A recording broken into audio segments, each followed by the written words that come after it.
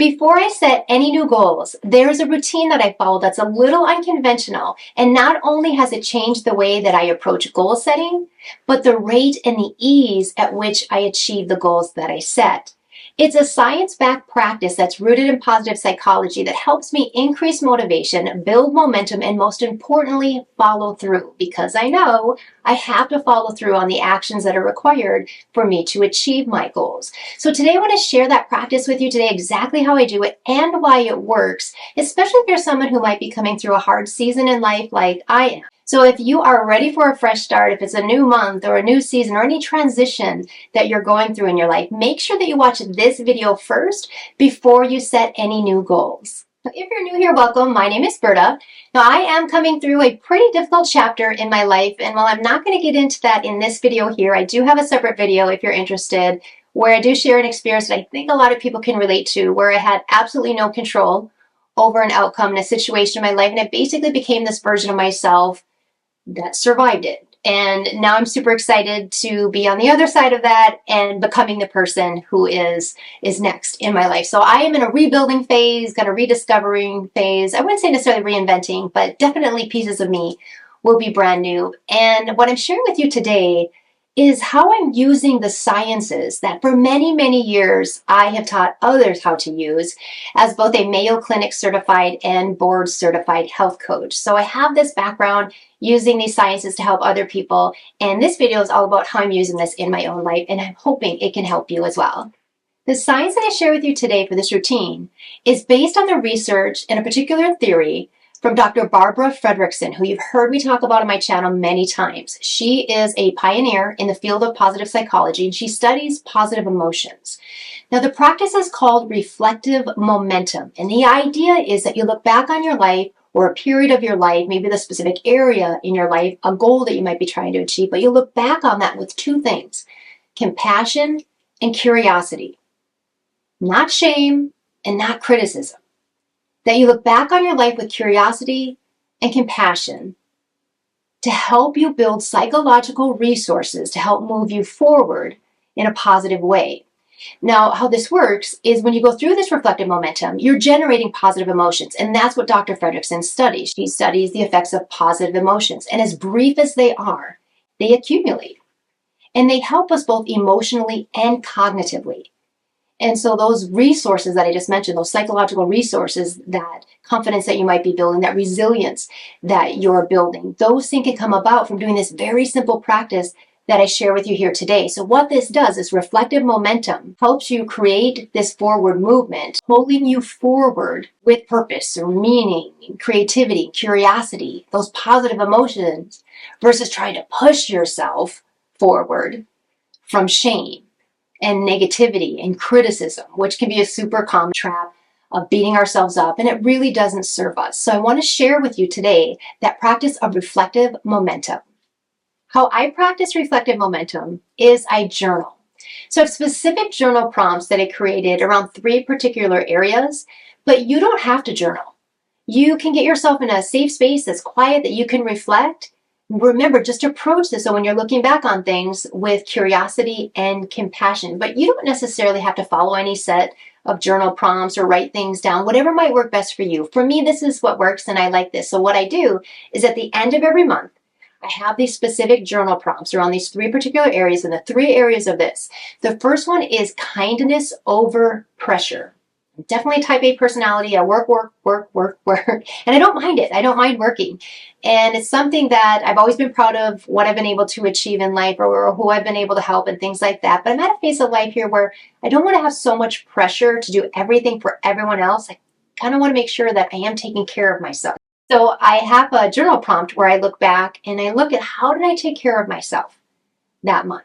And the second one is I always want to notice my tiny wins. Things that I feel proud that might seem so insignificant to anybody else, but I want to capture those. I want to notice, how did I take care of myself? The second one, noticing my tiny wins. I always want to document those, and they feel good. They generate positive emotions. But the third one is huge for me right now.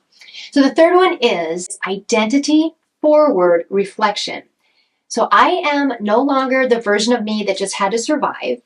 I am not quite yet the version of me that I aspire to be in the future, the person that I'm becoming. I'm the version that I am right now. And I recognize that I'm happy with all three. And I have a lot of compassion, definitely for that previous version of myself that just had to survive. But the identity forward reflection is where I'm asking myself questions and specific prompts. Like, what made me feel like myself again? Or what are ways that I know I'm going to identify with a future version of myself, things that I did? So one that was really powerful to me in this particular month in August is I ran a 4-mile race. And here's why this is significant for me. Oh gosh, I think it's been since 2020. So I'm a runner. It's part of my identity. It has been my entire life. I remember even in grade school, we always had these races every year. I always placed in the top 3. I'm completely uncoordinated with everything else, but I was quick. Okay, so I can run. That's always been part of my identity. The past 3 years, I haven't been able to. So I had some spine issues that I've been very open about, and I finally made some progress, and it was ready and it was safe for me to try to run. So early in August, I completed a virtual 4-mile race. All of my friends were doing it at the actual event, but they had a virtual option, so I did that. Now, this was a really big deal to me, and I trained a long time for this. And my son helped me make it a really big deal, where we drove up in the North Shore where I live, and we parked the car, and we had a map out out. Then I ran 2 miles out, and then I ran 2 miles back. Now, here's the deal. When I was running back, and I was at the last maybe 200 yards of this 4-mile race, it was just a virtual race, just me on the highway basically running this. My son started recording me. And you can hear him in this recording cheering me on. There she is. Come on, Mom, you did. He was super excited. And it was so sweet. It was so sweet of him. And he had a medal and he had the t-shirt and everything when I finished. And we took photos and it was super fun. When he sent the video to me where he was recording me coming back and finishing that race, I cringed. I was like, oh my goodness. I couldn't even look at it. And it was for a few different reasons. As someone who was a competitive runner, and someone who just has this identity of a runner, I was looking at that cringing because, number one, I was slow as molasses. Now, I already knew I was slow and I was fine with that, but it was just something that when I was looking at this, and then also my stride was off and it didn't really look like how I remember in my head me as a runner. Is that compassionate? No. So I realized doing this last night that was ridiculous. That I was being so critical of myself over this video that no one would ever see anyway, but I'm going to share it with you here today. Because what I did is I got curious, I got compassionate, I was doing this reflective momentum, and I tried to look at that video the way my son saw it. And I tried to really separate myself for a moment, and I'm looking at this video. Here's a woman who loves to run, who hadn't been able to run, who physically wasn't able to do the things that she was used to doing and struggled on that run, but she did it. Why on earth am I approaching this and being so critical of myself? It just didn't make any sense, right? And that's where this practice can be so helpful, because I'm telling you, like, even just sharing this with you here, when I'm looking at that in a different lens, where I'm cheering myself on like my son did at the actual race that day with me, or looking back at this, I'm really proud of her. I'm proud of everything she had to go through to be able to run, as slow as it was, those 4 miles. And here's where it helps for when you're setting new goals and moving forward, because I still want to run. I want to continue running in September, but I've always been someone who, especially with running, I'm not necessarily competitive where I want to beat everybody else. I want us all to make it. I want us all to finish the race. But I always do want to go faster than I did before. Or I have these personal goals that the intensity or the duration, how long I ran. Those things, they don't matter right now. So I realized when I'm going through this practice last night that the only thing that matters is that I run. So my goal for September in running, it doesn't matter how far I run. It doesn't matter how fast I run. That when I can be compassionate with myself and I get curious of the ways that I can create goals around running, I want to remember that.